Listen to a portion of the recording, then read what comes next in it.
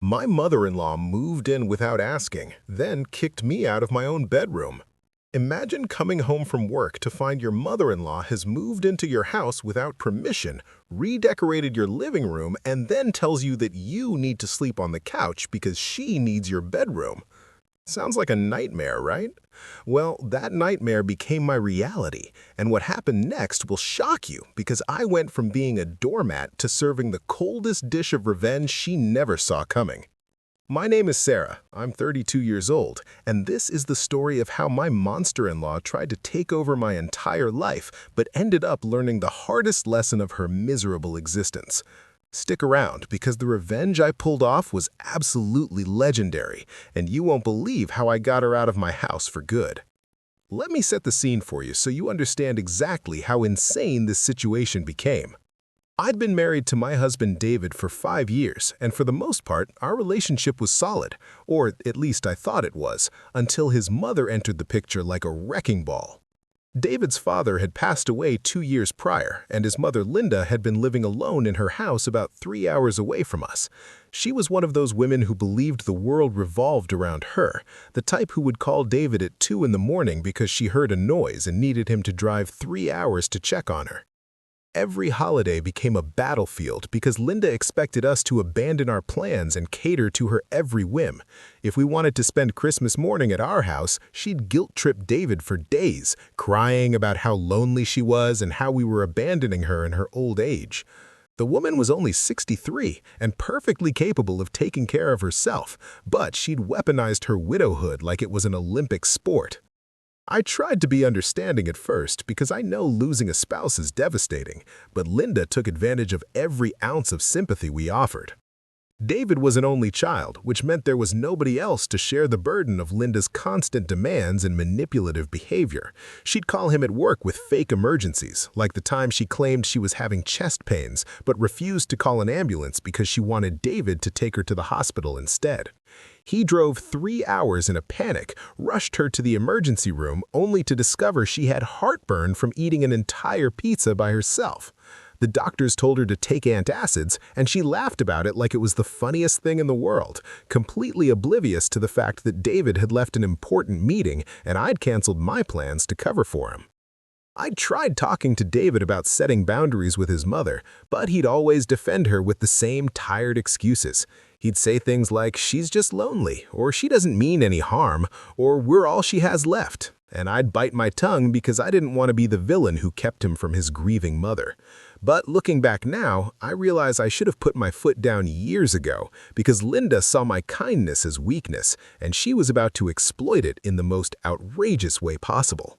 It was a regular Tuesday afternoon when my entire life got turned upside down, and I mean that literally.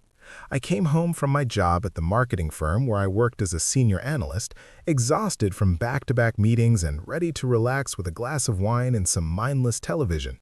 The moment I pulled into my driveway, I noticed a moving truck parked on the street and 2 burly guys carrying furniture into my house. My heart started racing because I hadn't ordered anything, and David hadn't mentioned any deliveries, so I practically sprinted to the front door, demanding to know what was happening. That's when I saw her, Linda, standing in my living room like she owned the place, directing the movers where to put her furniture. She'd replaced my beautiful cream-colored sofa that I'd saved up for months to buy with her old floral monstrosity that looked like it belonged in a retirement home. My modern glass coffee table was gone, replaced by her scratched-up wooden one that had water rings all over it from years of her setting drinks down without coasters. I stood there in absolute shock, my mouth hanging open like a fish out of water, trying to process the audacity of what I was witnessing. Before I could even form words, Linda turned to me with this sickeningly sweet smile and said, "Welcome home, dear. Doesn't the place look so much cozier now?" I wanted to scream. I wanted to throw her and her ugly furniture out onto the lawn, but I was so stunned that all I could do was stammer and ask what she was doing. She explained, as casually as if she was discussing the weather, that she'd decided to move in with us because living alone was too hard and she needed her family around her. She didn't ask permission, she didn't discuss it with us beforehand, she just showed up and started rearranging our lives like we were her personal servants.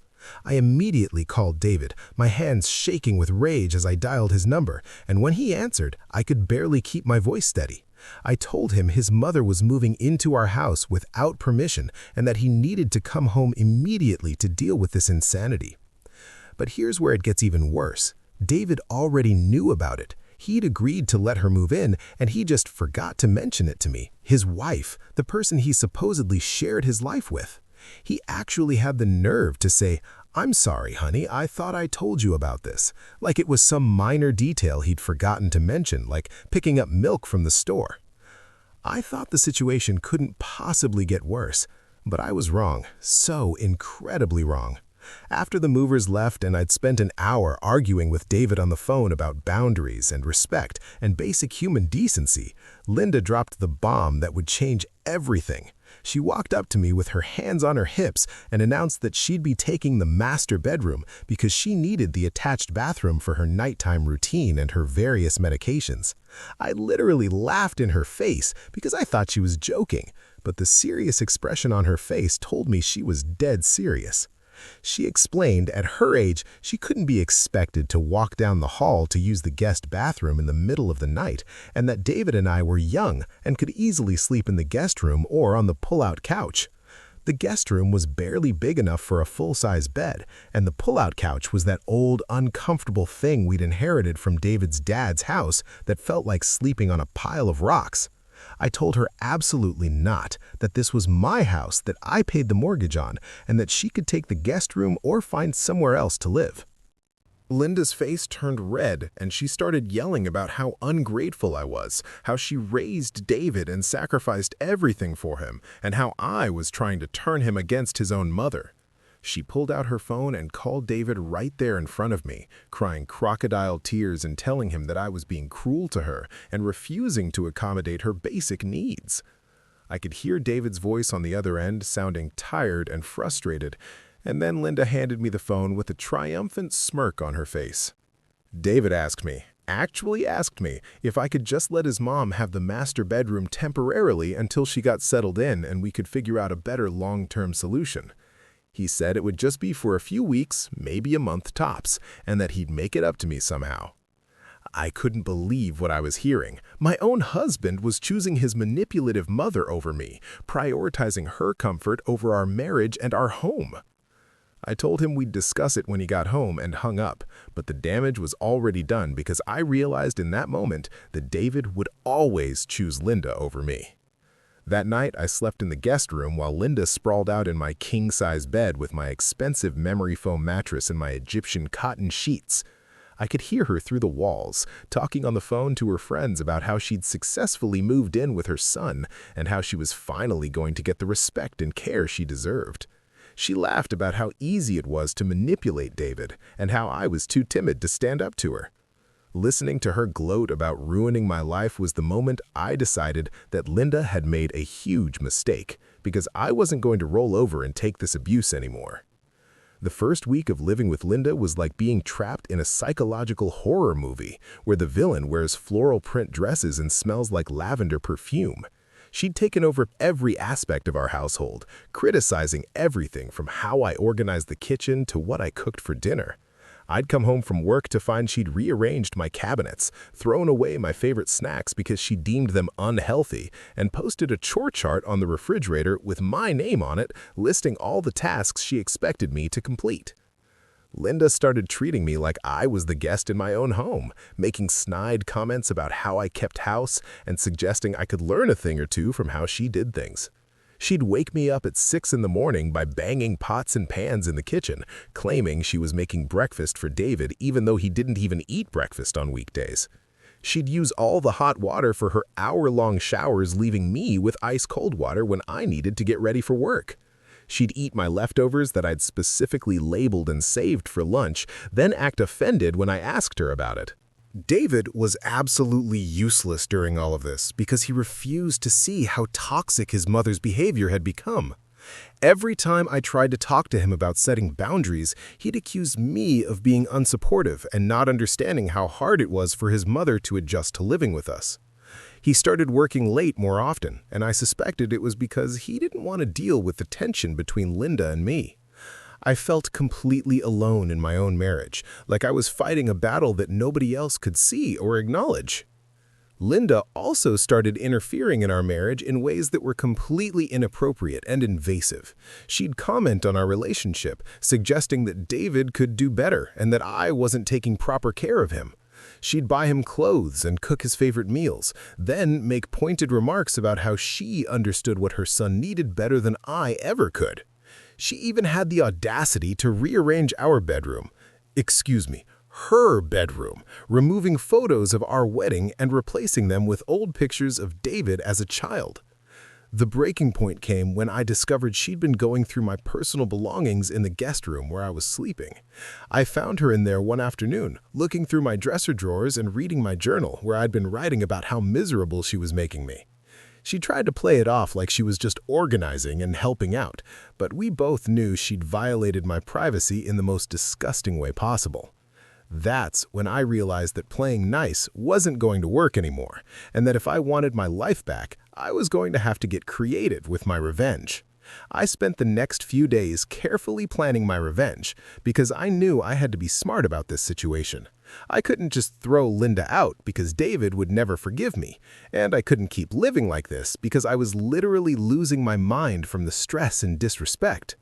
So, I decided to make Linda so uncomfortable, so desperate to leave, that she'd move out on her own, and David would never know I'd orchestrated the whole thing.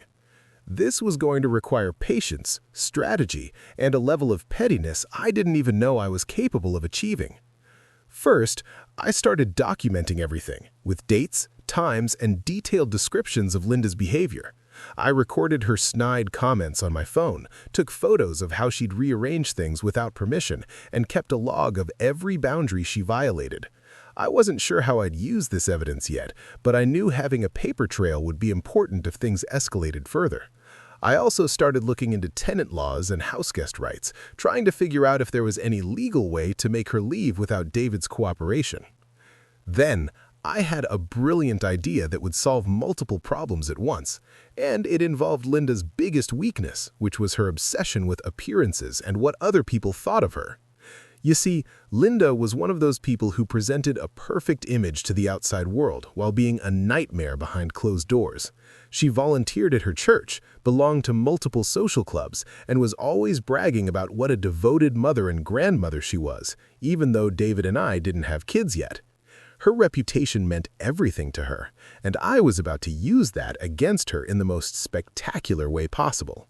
I reached out to Linda's sister Martha, who I'd always gotten along with and who'd witnessed Linda's controlling behavior over the years. I invited Martha to visit for a long weekend, explaining that Linda had moved in with us and I thought it would be nice for the sisters to spend some quality time together.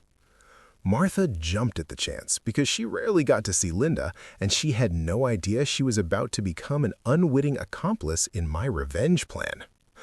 I also invited David's cousin Rachel and her family to come stay with us that same weekend, claiming we were having a family reunion. With the house full of witnesses, I then implemented phase 2 of my plan, which involved letting Linda be herself without any filters or pretense. I stopped cleaning up after her, stopped accommodating her ridiculous demands, and started calling her out on her behavior in front of other family members. When she made a snide comment about my cooking, I'd sweetly respond with something like, "Oh, Linda, I'm sorry you don't like it, but this is how I cook in my house that I pay for." When she tried to boss me around, I'd politely but firmly say, "No thank you, I'll do it my way," all while making sure Martha and Rachel could hear every exchange. The weekend Martha and Rachel arrived was absolutely perfect, and I mean perfect in the most chaotic and satisfying way possible. Linda tried to put on her sweet mother-in-law act at first, but I'd already warned Martha and Rachel to pay attention to how Linda actually behaved when she thought nobody was watching. I'd given them the guest room, which meant Linda couldn't retreat to the master bedroom to escape, and David had to sleep on the pull-out couch with me, which made him finally experience the discomfort I'd been dealing with for weeks. On Friday night, I made a big family dinner and invited everyone to help cook, which Linda hated because she couldn't control the kitchen like she normally did. When she tried to take over and tell everyone what to do, Martha gently reminded her that this was my house and I was the host. Linda's face turned purple with rage, but she couldn't make a scene because that would expose her true nature to everyone. During dinner, I casually mentioned how Linda had moved in without asking and how she'd taken over the master bedroom, framing it in a way that sounded like I was joking but made it clear how inappropriate the situation was. Rachel, who was very direct and had never liked Linda's controlling tendencies, immediately picked up on what I was doing. She started asking Linda pointed questions about her moving arrangements like, "Oh, Linda, I'm surprised you didn't get your own place nearby instead of imposing on Sarah and David." And, "Did you discuss this with both of them before moving in?" Linda squirmed in her seat, making excuses about how it was David's idea and how she was only trying to help around the house. Martha looked increasingly uncomfortable as she realized her sister had massively overstepped boundaries. The next morning, I woke everyone up early and announced we were going to deep clean the house together as a family bonding activity. I assigned Linda the tasks she'd been making me do, like scrubbing the bathrooms and mopping the floors, while I supervised and chatted with Martha and Rachel. Linda couldn't refuse without looking lazy or entitled in front of her sister and niece, so she had to actually do physical labor for the first time since moving in. I watched her struggle with the mop, sweating and complaining under her breath, and I felt zero sympathy because this was exactly what she'd been putting me through. Throughout the weekend, I made sure that every meal, every activity, and every conversation highlighted Linda's inappropriate behavior without me having to explicitly complain about it. When she tried to tell me how to organize my own kitchen, I'd smile and say, "Thanks for the input, Linda, but I'll keep doing it my way in my house." When she attempted to boss David around, I'd interrupt and assign him a different task, subtly showing everyone that she didn't have the authority she thought she had. By Sunday afternoon, Martha pulled me aside and apologized for her sister's behavior, saying she had no idea Linda had become so controlling and difficult. After Martha and Rachel left, I could see that Linda was furious with me, but she still hadn't figured out that I'd orchestrated the entire weekend specifically to expose her. She confronted me Monday morning, accusing me of trying to make her look bad in front of her family and disrespecting her in her own home. I calmly corrected her, saying this wasn't her home, it was my home that she'd invaded without permission, and that if she didn't like how I ran things, she was welcome to find somewhere else to live. That's when Linda made her biggest mistake, because she threatened to turn David against me and make him choose between his wife and his mother. She actually said the words, "If you keep treating me this way, I'll make sure David divorces you and you'll have nothing." And she said it with such venom and confidence that I knew she genuinely believed she could destroy my marriage. Instead of getting upset or scared, I smiled and told her to give it her best shot because I wasn't going anywhere.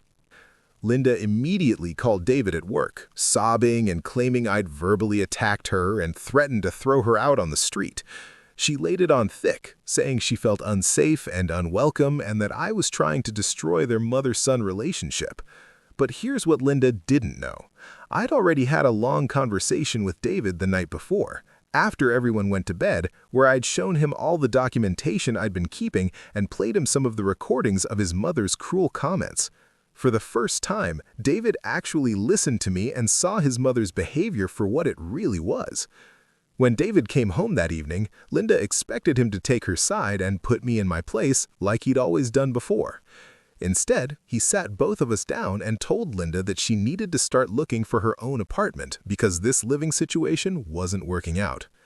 Linda's face went through about 15 different emotions in 30 seconds, from shock to anger to disbelief, and then she turned on the waterworks, claiming her own son was abandoning her.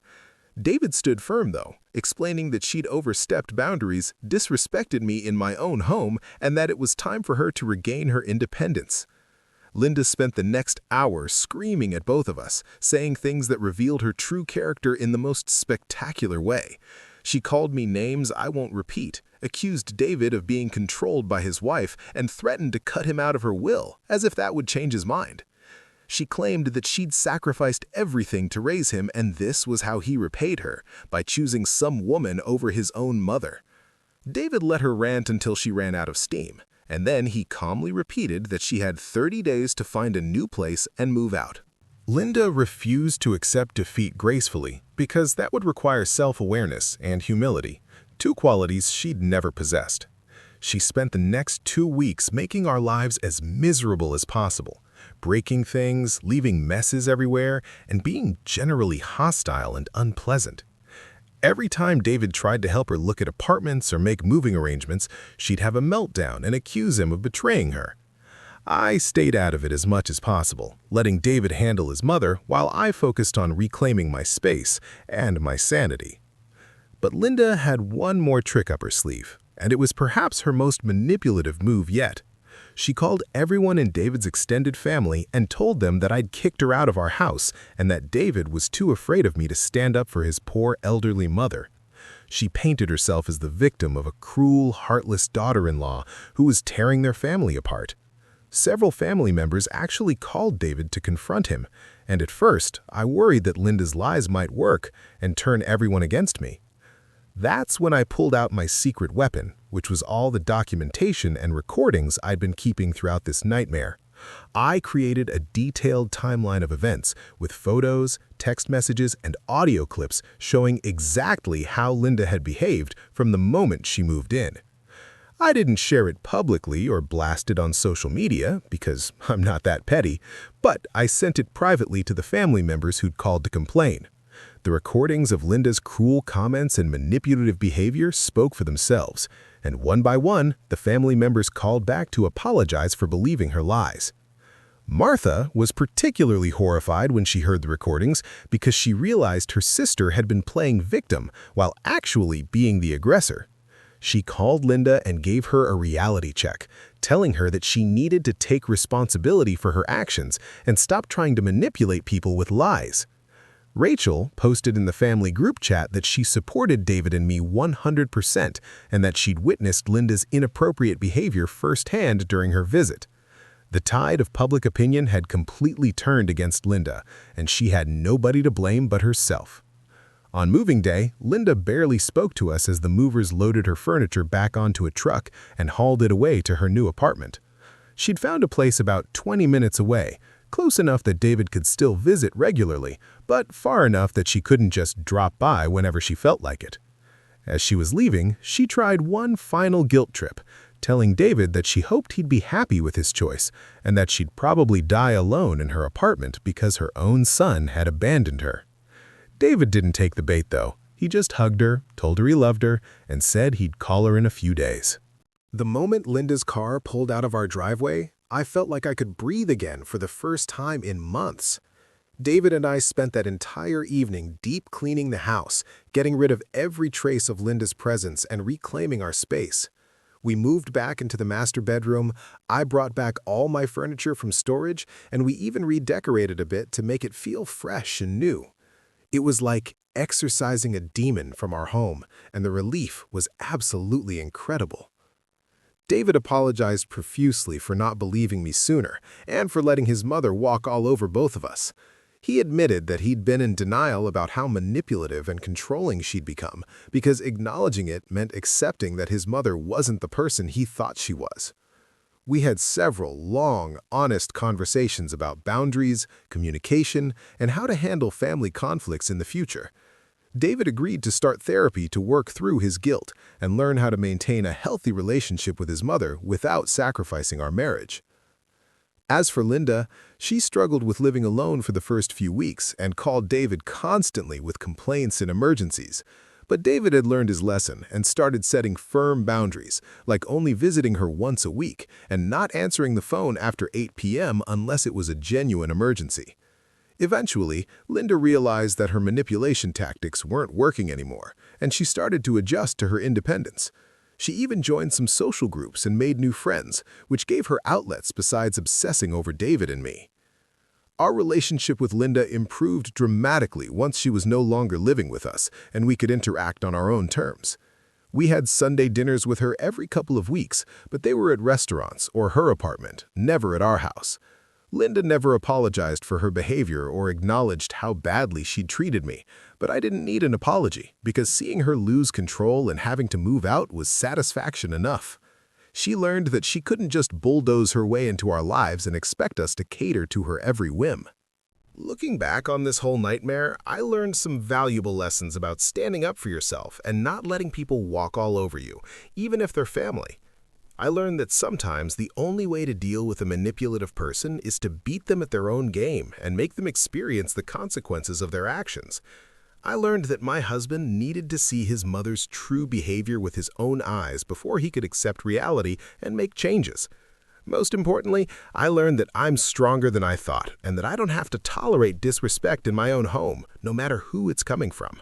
Stand your ground, communicate clearly, and if all else fails, let them expose themselves by simply refusing to enable their bad behavior anymore.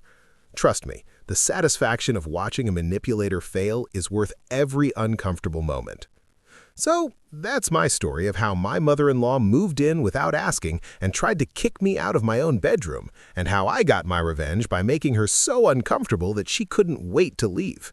It wasn't easy, and there were definitely moments when I questioned whether I was doing the right thing. But in the end, my marriage is stronger, my home is peaceful, and Linda learned that she can't control every aspect of her son's life anymore. If this story resonated with you, or if you've dealt with similar family drama, leave a comment below, because I'd love to hear your experiences. And if you enjoyed this story, don't forget to like this video and subscribe for more real-life drama and revenge stories. Thanks for listening, and remember, never let anyone make you feel like a stranger in your own home.